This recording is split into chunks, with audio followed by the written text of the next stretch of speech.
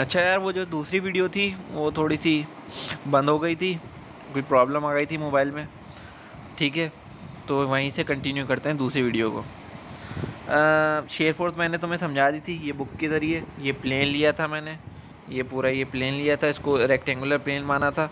इसको फिर यहाँ लगा दो या यहाँ लगा दो, मतलब पैरेलल टू द प्लेन, कहीं भी फोर्स लगा दो। ठीक है, ये जो होगी इसकी यूँ जो होगी पुश और पुल, ये तो होगी आपकी, क्या होगी, ये होगी आपकी, अल्लाह भला करे, अरे यार, नॉर्मल फोर्स। हाँ सही है। अब नॉर्मल फोर्स आ गई, शेयर फोर्स आ गई। मैंने शेयर फोर्स तुम्हें सही समझाई है, मतलब कोई ऐसी नहीं समझाई। और क्लियर होगा जब आएगा वो वाला शेयर स्ट्रेस आएगा ना, क्योंकि शेयर स्ट्रेस शेयर फोर्स से ही पैदा होगा। ठीक है, तो तुम लोगों को और क्लियर होगा। अच्छा जी, अब मैं समझाता हूँ। ये torsional moment, bending moment. Moment तो समझा दिया, टॉर्क हो गई। अब टॉर्जनल और बेंडिंग मोमेंट क्या है वो देखो, मैंने तुम लोगों के लिए सब कुछ तैयार कर रखा है। Torsional moment is develop when the external loads tend to twist one segment of the body with respect to other about an axis perpendicular to an area is developed when the external loads tend to twist one segment of the body with respect to other about an axis perpendicular to the area। समझ में आई नहीं? उस picture को देख रहे हो, ये जो ऊपर मैंने बेंडिंग मोमेंट मतलब टॉर्जनल मोमेंट मैंने बनाया है, ये इसमें क्या किया है, सबसे मैं तुम्हें आसान मिसाल क्या दूँ इसकी। असल में तुम लोगों ने कपड़े कभी धोए या फैलाए तो होंगे रस्सी पे, तो कभी अगर पानी वानी ज़्यादा होता है, गीले होते हैं ज़रा ज़्यादा, तो निचोड़ा होगा तुमने कपड़ों को।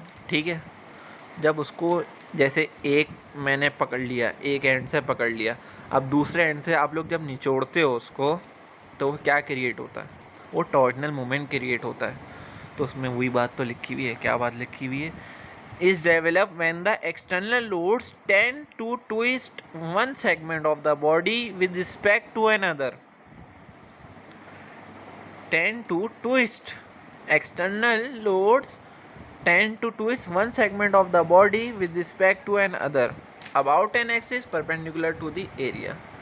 एक एक्सिस पे होगा। अब एक्सिस क्या होगा, वो जो बनियान अगर आप सुखा रहे हो, निचोड़ रहे हो, कुछ भी तौलिया, उसका आप एक जगह से यूँ पकड़े हो और दूसरी जगह से यूँ निचोड़ रहे हो, तो वो जो उसका वो हॉरिजॉन्टल एक्सिस होगा, वो उसका एक्सिस होगा, उसके अबाउट आप निचोड़ रहे हो ना, तो उसके यूँ यूँ यूँ, जब यूँ यूँ गोल गोल घूमेगा तो ये यूँ यूँ होगा, मतलब टॉर्जनल मोमेंट क्रिएट होगा।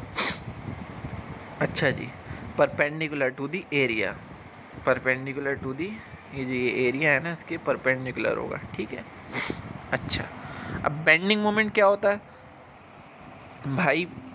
बेंडिंग मोमेंट ये होता है कि is caused when external loads tend to वो that to bend the body about an axis lying within the plane of the area, lying within the plane of the area, generally due to transfer loading. It is basically, अच्छा, transfer loading क्या होती है? It is basically a load acting perpendicularly to the axis of beam. समझ गए होगे अब क्या होता है ये? A load acted perpendicular to the beam, axis of the beam। ये बीम ले लो, ठीक है, ये बीम है, कोई भी लकड़ी का तख्ता ले लो, सही है, उसके ये एक्सिस है। ठीक है, ट्रांसफ़र लोडिंग क्या है? परपेंडिकुलर लगती है ये एक्सिस ऑफ द बीम के, तो फिर क्या होगा, फिर होगा बेंड होगा ये ना, क्या होगा ये जो ये होगा, क्या आपका अल्लाह वाला करे, बीम जो होगा बेंड होगा, बेंड होगा तो उसमें बेंडिंग मोमेंट क्रिएट होगा। अब इस पर फिर से पढ़ो definition. Caused by external loads that to bend the body about an axis lying about and that to bend the body about an axis lying within the plane of the area। इसको area कह लो, इसका वो उसका beam का area कह लो। About an axis lying within the plane of the area generally due to transverse loading. ठीक है, जो मैंने समझाना था वो ये समझा दिया। About types of supports, does support and reactions are same. ये बड़े की पॉइंट हैं, ये जो हमारे सर ने ना समझाए थे और मैंने ये लिख लिए थे क्योंकि ये मुझे अच्छा लगे थे। Support and reactions are same. Support से पहले मैं तुम्हें ज़रा दो बातें क्लियर कर दूं, दो फोर्सेस के बारे में जो तुमने पढ़ी हुई होंगी, मुझे यकीन है, लेकिन मैं रिवाइज़ करा दूं क्योंकि असल में ना इस बुक की बात ही मुझे अच्छी लगी। क्योंकि बहुत सी किताबें होती हैं, किताबें तो बहुत सी होती हैं, लेकिन जो हिबलर साहब हैं ना, इन्होंने ये बहुत अच्छी तरह बनाई हैं ये किताबें। मतलब इसमें जैसे अगर बंदा ना थोड़ा सा नील बटा सन्नाटा है तो थोड़ा सा वो भी समझ ले, मेरा जैसा बंदा ना। Surface forces are cause by direct contact of, देखो दो टाइप की फोर्सेस होती हैं, सरफेस और बॉडी फोर्सेस। बॉडी फोर्सेस और सरफेस फोर्सेस, ठीक है। सरफेस फोर्सेस क्या होती हैं? Cause by direct contact of one body with the surface of an other, ठीक है। In all cases these forces are distributed over the area of contact between the bodies.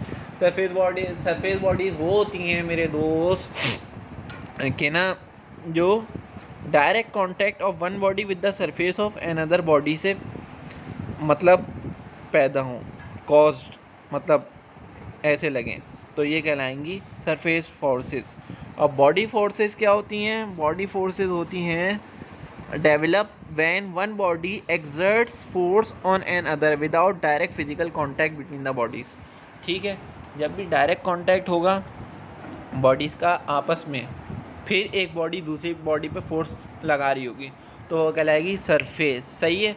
और अगर direct contact नहीं होगा body का, लेकिन फिर भी एक फोर्स दूसरी फोर्स पे लगा रही होगी, क्या फोर्स लगा रही होगी, एक बॉडी दूसरी बॉडी पे फोर्स लगा रही होगी जबकि कांटेक्ट भी नहीं है उनके दरमियान, तो वो कहलाएगी सरफेस फोर्सेस, नहीं बॉडी फोर्सेस। अच्छा, जब बॉडी फोर्सेस की मिसाल क्या है? ग्रेविटी ले लो, ठीक है, ग्रेविटी ले लो, मैग्नेटिक फोर्स ले लो, ठीक है। ये सारी क्या हैं? ये बॉडी फोर्सेस हैं। क्यों? क्योंकि हमारा कांटेक्ट तो नहीं है, हमारा कांटेक्ट तो नहीं होता, मतलब अर्थ से हमारा कांटेक्ट है एक तरह से, लेकिन वो कांटेक्ट कौन रखा हुआ है? वो यही तो रखी हुई है ग्रेविटी। अब ग्रेविटी से हमारा कोई कांटेक्ट तो नहीं है। अब देखो और आसान कर लो, अगर ये थोड़ा सा मुश्किल लग रहा है तो आपका मैग्नेट ले लो। मैग्नेट, जब दो मैग्नेट को इतनी दूर पे रख दो तो फिर आपको क्या मतलब, वो खुद अट्रैक्ट हो जाते हैं ना, उनमें कैसी अट्रैक्शन होती है, तो वो मतलब कांटेक्ट में तो नहीं है, लेकिन दोनों फोर्स लगा रहे होते हैं, force of attraction, repulsion, Coulomb's law, समझ गए ना। तो ये बात है, तो ये तुम लोगों को समझानी थी। अब आ जाओ वापस से, इसमें और भी बहुत काम की बातें हैं, एंड तो सिर्फ तुम लोगों को थोड़ी थोड़ी सी बातें बता रहा हूँ। जब तुम लोग ये पढ़ोगे ना, पीडीएफ की शक्ल में ले लो इसको, लेकिन अगर ये वाला सब्जेक्ट पढ़ना है ना, तो ये किताब बेहतरीन है, जो मैंने जितना मैंने इसको पढ़ा और समझाया। अच्छा जी, हम कहाँ थे? टाइप्स ऑफ सपोर्ट पे। सपोर्ट पे अब मुझे बतानी थी बात सपोर्ट की ना, तो सपोर्ट क्या है सबसे पहले ये हमें पता होना चाहिए। सपोर्ट मेरा भाई असल में ना, हाँ ये रे, सपोर्ट आर, इसमें ही लिखा हुआ है, सपोर्ट आर कनेक्शंस एलिमेंट्स, कुछ भी कह लो, that are used to restrict the motion of a member while reactions are produce, नहीं इसको छोड़ो अभी, are used to restrict the motion of a member, ठीक है। सपोर्ट क्या होता है भाई? जब भी आपने कोई देखा होगा बड़ी सी, मतलब जब बिल्डिंग बन रही होती है आपके आसपास, मतलब कहीं भी, तो ना मतलब उसमें ना बीम्स होती हैं, एक लोहे की बीम्स, वो जुड़ी हुई होती हैं, ठीक है ना। या तो पिन सपोर्ट से जुड़ी हुई होंगी, पिन का क्या मतलब और आसान कर देता हूँ, या तो पेचकस से जुड़ी हुई होंगी, वो जो लोहे की बीम्स होती हैं ना, वो जुड़ी हुई होंगी, तो वो सपोर्ट कहलाती हैं। वो मेंबर्स होते हैं, वो जो मतलब जुड़ जाते हैं, कनेक्शंस होते हैं। जब भी तो कनेक्शन का लफ्ज़ इस्तेमाल किया है, that are use to restrict motion of a member. अब क्या हुआ, एक फ़र्ज़ कर लो कि ना एक मेरा भाई, इसको होने दो, उस पर गौर नहीं करना, मेरी बात पे गौर करना भी, कि ये मोबाइल है, ये कैलकुलेटर है, सही है, समझ गए। अब ये जुड़ गए, ये क्या हो गए, जुड़ गए, ठीक है। इनको मैंने ग्लू से किसी भी तरह से जोड़ दिया, अब ये बन गया सपोर्ट, सही है। अब जब भी मतलब, एक मिनट, अब या तो ये फ्री था, ठीक है, या ये फ्री था।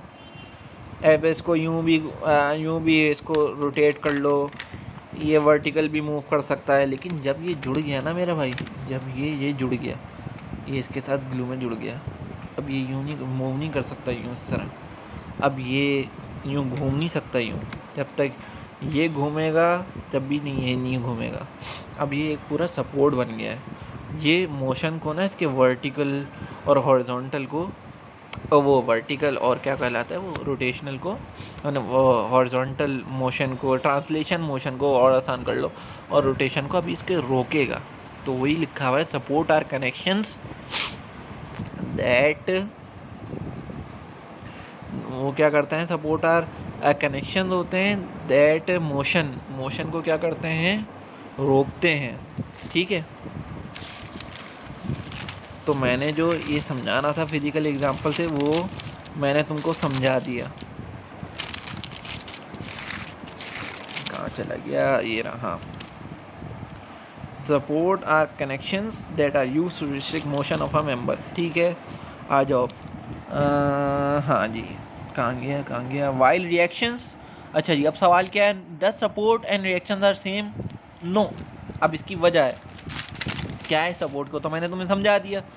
अब रिएक्शंस क्या है, रिएक्शंस क्या होते हैं, आ जाओ। द सरफेस फोर्सेस तुमको समझा दिया, that develop at the supports और points of contact between bodies. अब इसको समझ लो, surface forces that develop at the supports और point of contact between the bodies. अब फिर से इसको आ जाओ, अब जो इसमें पैदा होंगी ना सरफेस फोर्सेस, कांटेक्ट तो ये आ गई, तो सरफेस फोर्सेस ही इसमें पैदा हो सकती हैं, और बॉडी फोर्सेस तो हो नहीं सकती हैं, समझ गए तुम। तो फिर क्या, जब सरफेस फोर्सेस पैदा होती हैं ना इसमें, वो कहलाती हैं सपोर्ट रिएक्शंस। अब आ जाओ, reaction are produce due to those restrictions. क्या हुआ, रिस्ट्रिक्ट कर दिया इसने इसके मोशन को, मोबाइल के कैलकुलेटर ने मोबाइल के मोशन को, या मोबाइल ने कैलकुलेटर के, इस सपोर्ट में जब आ गए ना ये, तो एक दूसरे ने एक के मोशन को, मतलब फ्री मोशन को रोटेट भी कर सकता था, ट्रांसलेट भी कर सकता था। तो इसका मतलब दोनों का मोशन रुक गया। तो अब ये कांटेक्ट में आ गए तो सरफेस फोर्सेस पैदा होंगी, सरफेस फोर्सेस पैदा होंगी तो क्या होगा, उसको नाम दे दिया हमने रिएक्शंस का। रिएक्शंस क्या होते हैं भाई,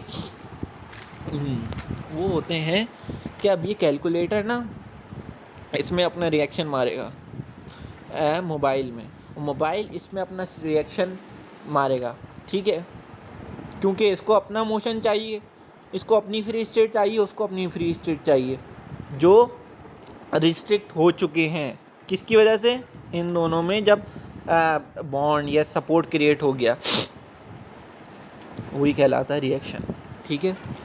समझ गए तुम लोग, नहीं समझे तो मुझे कमेंट में बताना, ताकि मैं अपनी और अच्छी रिसर्च और अच्छी अपनी थ्योरी कॉन्सेप्ट कर सकूं, तुम लोगों को और अच्छे से समझा सकूं। जितने भी टीचर लोग हैं, या अगर कोई भी देख रहे हैं जो उसमें और ज़्यादा जिनकी नॉलेज है, तो वो मुझे समझाना, ठीक है, मैं अप्रिशिएट करूँगा। ताकि मैं आप लोगों को और अच्छा कंटेंट दे सकूं, ठीक है। तो number of reactions produce by support is depending on the, अच्छा कहाँ गए हम, ये थे ना, ये हो गया ना रजिस्टर। अच्छा जी, नंबर ऑफ रिएक्शन, अच्छा जी, number of reactions produce by support, number of reactions produce by support is depending on the degree of freedom it restricted. Number of reactions produced by a support is depending on the degree of freedom it restricted. अब आ जाओ, कितने reaction produce होंगे support की वजह से, वो कैसे पता चलिएगा? Degree of freedom it restricted, जितने degree of freedom support restrict करेगा। अब ये डिग्री ऑफ फ्रीडम क्या भला है? तुम लोगों ने पढ़ा होगा स्टैटिक्स और डायनेमिक्स में, लेकिन मैं इसको भी रिवाइज करा देता हूँ। आ जाओ भाई। Degree of freedom are the number of independent coordinates in which an object can move. For example, space 3D truss having 3 degree of freedom as it can move in XYZ axis. Okay brother, क्या लिखा हुआ है यहाँ पे? Degree of freedom, number of independent coordinates in which object can move. अच्छा भैया, degree of freedom simple सी बात है, जितनी भी एक्सिस में कोऑर्डिनेट्स में एक ऑब्जेक्ट मूव कर सके अपनी फ्री स्टेट में, मतलब इसको ले लो, कैलकुलेटर को ले लो, यूं घूम भी सकता है, यूं भी जा सकता है, यूं भी जा सकता है, यूं भी जा सकता है, ठीक है। तो जितनी भी एक्सिस में कोऑर्डिनेट्स में ये मूव कर सकता है अपनी फ्री स्टेट में, इंडिपेंडेंट मतलब इंडिपेंडेंटली, वो कहलाता है डिग्री ऑफ फ्रीडम। अब नंबर ऑफ रिएक्शंस किस पे डिपेंड करेंगे? डिग्री ऑफ फ्रीडम जो इस सपोर्ट ने क्या किए हुए हैं, वो किए हुए हैं, रोके हुए, रिस्ट्रिक्ट किए हुए। सिंपल सी बात समझ में आ गई। अब चलो अंदाज़ा लगाते हैं कि इस सपोर्ट की वजह से इसको, इस पे क्या फ़र्क पड़ा है। इसको छोड़ दो, अभी मोबाइल को छोड़ दो, कैलकुलेटर पे देखो कि इस पे क्या फ़र्क पड़ा है। यार डिग्री ऑफ फ्रीडम पे ना, मतलब ये अब यूं वाला रोटेट तो नहीं कर सकता, सही है ना, यूं रोटेट तो नहीं कर सकता, ठीक है, समझ गए तुम? यूं रोटेट, जब यूं रोटेट मैं बोल रहा हूँ तो ये किसके गिर्द नहीं घूम सकता? एक्स ये होता है, वाई ये होता है, जी ये होता है, तो यानी जी के नहीं, एक्स के गिर्द, एक्स को अगर यूँ लो, एक्स वाई जी होता है ना, यूँ होता है। मैं तुम्हें बना के भी दिखाता हूँ यार, अभी 1 मिनट रुक जाओ। हाय हाय, ये आ जाओ। हाँ, एक्स ये, वाई ये, जी ये, ठीक है। अब इसको बाहर सपोज करो, एक्स नहीं, एक्स वाई जी, ठीक है। अब ये यूँ नहीं घूम सकता, ये यूँ यूँ यूँ, तो ये एक्स के गिर्द ही लग रहा है, ये चलो किसके भी गिर्द लग रहा है, तो ये इसकी रोटेशन को रिस्ट्रिक्ट कर दिया इसने, ठीक है। समझ में आ गई? आगे बढ़ें। ये मैं थोड़ा सा और अच्छा देखूँगा तब तुम लोगों को समझाऊँगा, फिक्र नहीं करो, टेंशन नहीं लेने का। लेकिन जितना समझाया ना अभी, इस पे मुझे धनाधन लाइक चाहिए, धनाधन लाइक, और तुम लोग की सपोर्ट चाहिए सब्सक्राइब की शक्ल में। तो सब्सक्राइब कर देना चैनल को, ठीक है। चलो आगे बढ़ते हैं। समझ में आ गई ये बात? अब आगे बढ़ें, आ जाओ आगे बढ़ते हैं। इस पर मैंने कैलकुलेटर लिख लिया ताकि डिग्री ऑफ फ्रीडम भी मैंने समझा दिया मेरे दोस्त, ठीक है। स्पेस क्या होता है? स्पेस वो होता है जो 3 डायमेंशन, स्पेस को अभी यहीं तक रखो, 3 डायमेंशन। स्पेस वो वाला स्पेस नहीं, यूनिवर्स वाला, तो बहुत बड़ी चीज़ हो जाएगी जब आपका भाई इंशाल्लाह अगर मास्टर वर्सेस किया ना स्पेस की कोई चीज़ में, तो फिर बताएगा क्या होती है उसका इतना, ठीक है। तो स्पेस ये आ गया 3D, समझ लो अभी आप, ठीक है। अच्छा जी, सपोर्ट रिएक्शन भी समझा दिया आपको, इक्वेशन ऑफ इक्विलिब्रियम आप पढ़ते हुए आ रहे हो, मैं थोड़ा सा समझा देता हूँ। Equilibrium of a body requires both balance of forces and moments, ठीक है मेरे बच्चों। मोमेंट्स का भी बैलेंस होना ज़रूरी है, टॉर्क का, मोमेंट का होना भी बैलेंस ज़रूरी है, फोर्स का भी बैलेंस होना ज़रूरी है। जब भी एक बॉडी कहलाएगी कि मैं इक्विलिब्रियम में हूँ, वो कहेगी कि मैं इक्विलिब्रियम में हूँ, तो दो चीज़ें होती हैं देखने की कि इक्विलिब्रियम में है क्या नहीं है। वो क्या होती है कि इसकी जो फोर्स है ना वो बैलेंस हो, चारों तरफ से उस पर, चारों जितनी भी तरफ से उस पर लग रही हो फोर्सेस वो बैलेंस हो, और मोमेंट भी। इक्विलिब्रियम फॉर फोर्सेस से मुराद क्या है? Is to prevent the body from translating और having accelerated motion along a straight और कर्व पाथ।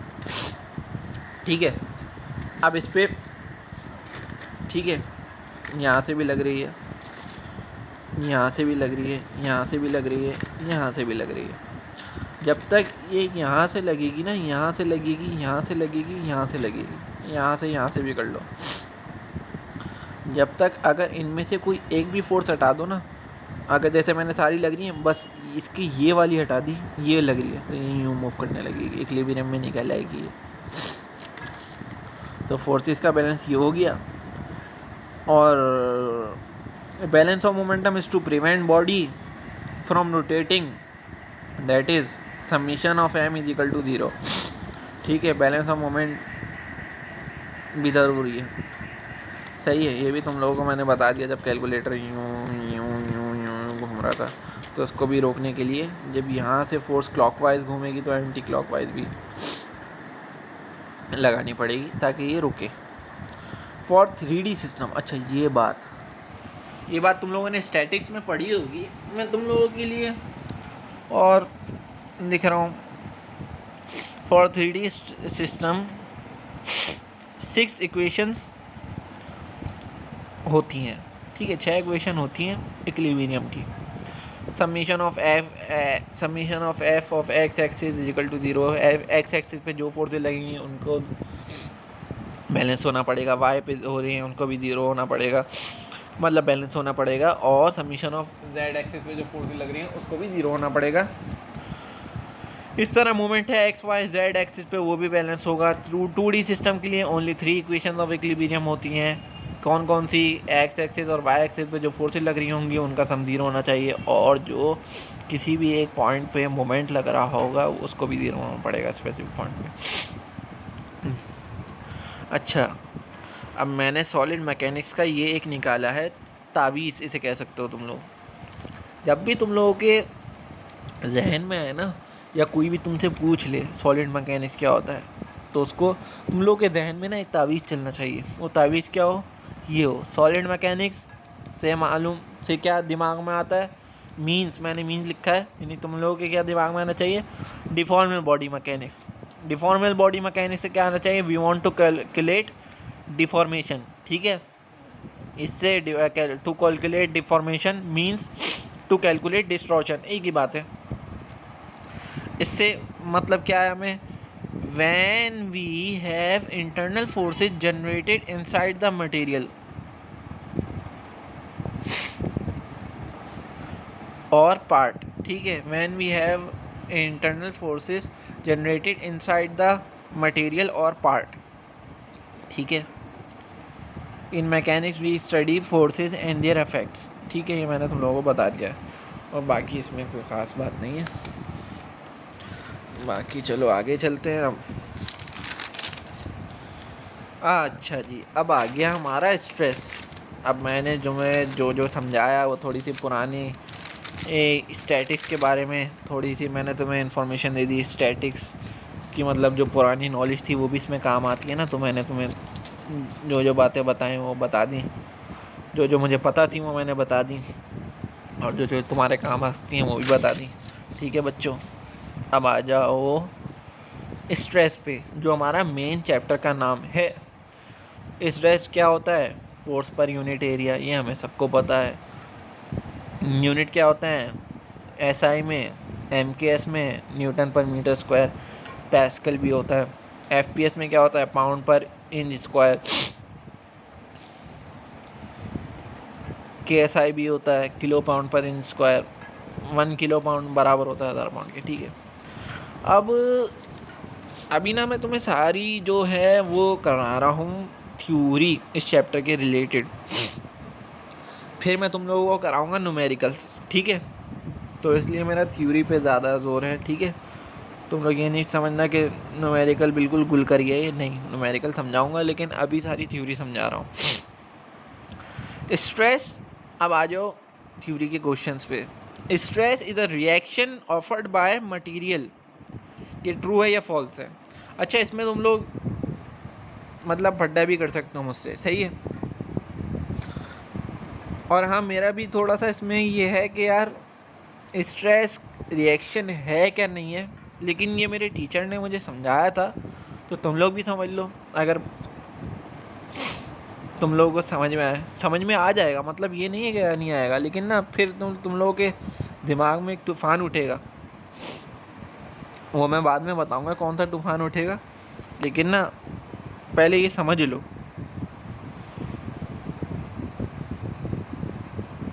अच्छा चलो, in order to reply we first need to see what is the direction of stress, ठीक है। सबसे पहले हम रिप्लाई करने से पहले हम बताएं कि डायरेक्शन क्या है स्ट्रेस की, इस सवाल में बहुत ज़रूरी है। Consider bar under uniaxial tensile load as shown, due to load it elongates in the direction of force, ठीक है। नजला हो रहा है यार थोड़ा अजीब सा ना। Consider bar under uniaxial tensile load, अब ये देखो ये बार है, ठीक है। इसको मैंने फोर्स लगाई, पॉइंट फोर्स, पॉइंट लोड कह दो, कंसंट्रेटेड लोड कह दो। मैंने जब लगाई ना इस पर, तो क्या करेगा, यूनिएक्सियल लोड। यूनिएक्सियल का क्या मतलब है, मैंने एक ही लोड लगाया, कोई मैंने लोडिंग नहीं लगा दी, uniform distributive loading, variable loading, मतलब एक पॉइंट लोड लगाया, ठीक है। तो क्या होगा, तो ये होगा कि इलोंगेट कर जाएगा। अगर इसका फोर्स का मैंने तुम्हें बताया ना मैग्नीट्यूड, इसके बेयर करने वाले मैग्नीट्यूड से ज़्यादा हो तो ये इलोंगेट कर जाएगा, ठीक है। इलोंगेट कर जाएगा इन द डायरेक्शन ऑफ फोर्स, ठीक है बच्चों। अब स्ट्रेन क्या होती है, change in length divide by original length. Change in length को ये सिग्मा कहते हैं, ठीक है। ये डेल्टा है, सिग्मा है, जर्मन वर्ड है, ओके। अच्छा जी, आ जाओ फ्रॉम फिगर, ये जो सिग्मा है ये is in the direction of force, ठीक है। Change in length is in the direction of force, so strain is also in the direction of force, सही है, क्योंकि स्ट्रेन का फॉर्मूला ही है, जब ये द डायरेक्शन ऑफ फोर्स है तो strain in the direction of force है, ठीक है। अब आ जाओ, अच्छा हमारा सवाल क्या था, stress is a reaction offered by material, true और फॉल्स, ये था, जहन में रखना। अच्छा, अब मैंने कहाँ तक कहानी पहुँचा दी, मैंने कहा कि इसको मैंने खींचा, फोर्स लगाई और ये खिंच गए भाई साहब, खिंच गए, इलोंगेशन हुई, इलोंगेशन कहाँ हुई, डायरेक्शन ऑफ फोर्स पे हुई, नज़र आ रहा है। तो जब इलोंगेशन फोर्स की डायरेक्शन में हुई तो इलोंगेशन, तो स्ट्रेन का फॉर्मूला यही है, elongation divide by original length, ठीक है। तो स्ट्रेन भी इन द डायरेक्शन ऑफ फोर्स होगी।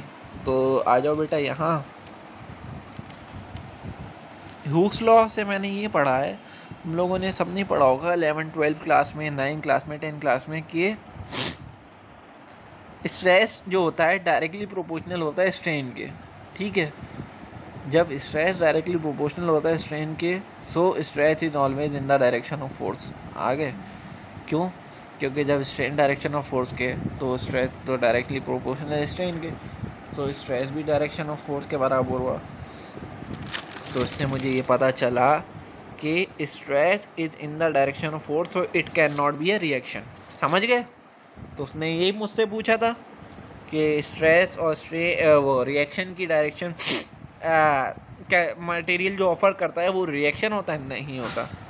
Since stress is in the direction of force, it can not be a reaction according to Newton's third law of motion, for every action there is an always equal and opposite reaction, समझ गए।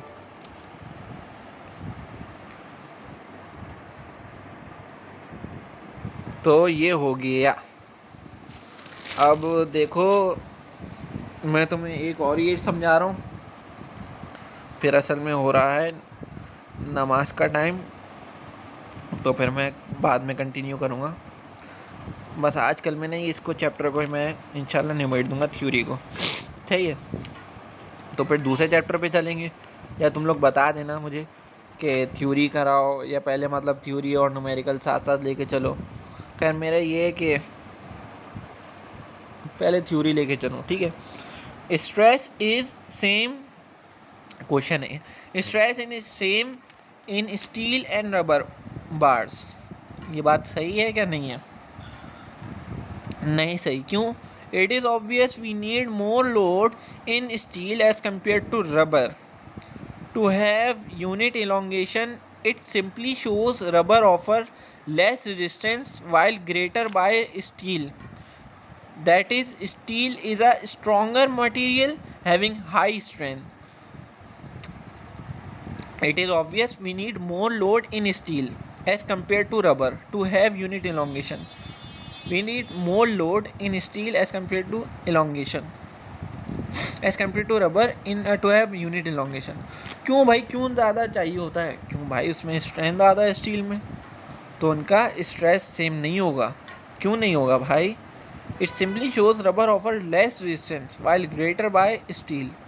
Less resistance offer करता है rubber, सही है ना भाई। अब rubber को क्या है, इस प्लास्टिक को ही ले लो। प्लास्टिक को जब आप लौटा लोगे तो ये उससे तो ज़्यादा ही रेजिस्टेंस शो करेगा रबर से, ठीक है। ये प्लास्टिक का है ना कैलकुलेटर, प्लास्टिक को मैंने फोर्स करी, ये टूट गया, ये कर ले, कुछ भी नहीं हो रहा। लेकिन रबर पे करूँगा आराम से चुड़मुड़ जाएगा, ठीक है। क्यों चुड़मुड़ जाएगा? क्यों? क्योंकि वो लेस डिस्टेंस ऑफर करेगा, जो लेस स्ट्रेस ऑफर करेगा। तो stress is less in rubber. Steel is stronger material having high strength. बस हाई स्ट्रेंथ तो फिर हाई स्ट्रेस, ठीक है। अच्छा जी भाइयों, मैंने तुम्हें यहाँ तक समझा दिया, ठीक है। स्ट्रेस तक मतलब अभी शुरू ही किया है। अब आगे वाला जो टॉपिक होगा ना, वो होगा स्ट्रेस की टाइप्स, मतलब ना स्ट्रेस, शेयर स्ट्रेस और नॉर्मल स्ट्रेस के बारे में बात करेंगे, कुछ रीजनिंग होगी, ठीक है। तो ये यहाँ से, और स्ट्रेस और प्रेशर का क्या सेम है क्या सेम नहीं है। चलो ठीक है, फिर मिलते हैं अगली वीडियो में, सही है। नमाज के बाद ही इंशाल्लाह मैं कंटिन्यू करूँगा, ताकि तुम लोगों का जल्द से जल्द चैप्टर ख़त्म हो जाए। तो अगर तुम लोगों को समझ में आई, और मुझे इंशाल्लाह उम्मीद है पूरी कि समझ में आई होगी, तो लाइक मारना और सब्सक्राइब का बटन तो ज़रूर दबा देना, ठीक है, ताकि मुझे मोटिवेशन मिलेगी। तो ये इनकन्सिस्टेंसी है ना, इंशाल्लाह बिल्कुल ख़त्म हो जाएगी, और वो तो ख़त्म होने ही वाली है इंशाल्लाह, क्योंकि यूनिवर्सिटी भी खुलने वाली है और भाई मेरा रिज़ल्ट भी आने वाला है। तो दुआ करना भाई की बहुत अच्छी जीपी आ जाए, ठीक है। तो इंशाल्लाह फिर मिलते हैं अगली वीडियो में, तब तक के लिए अल्लाह हाफिज़। और सब लोग ख्याल रखना अपना, क्योंकि कोरोना वायरस अभी तक गया नहीं है। जो लोग समझ रहे हैं ना कोरोना चला गया, वो खुश फहमी में ना रहें। ओके भाई, अल्लाह हाफिज़।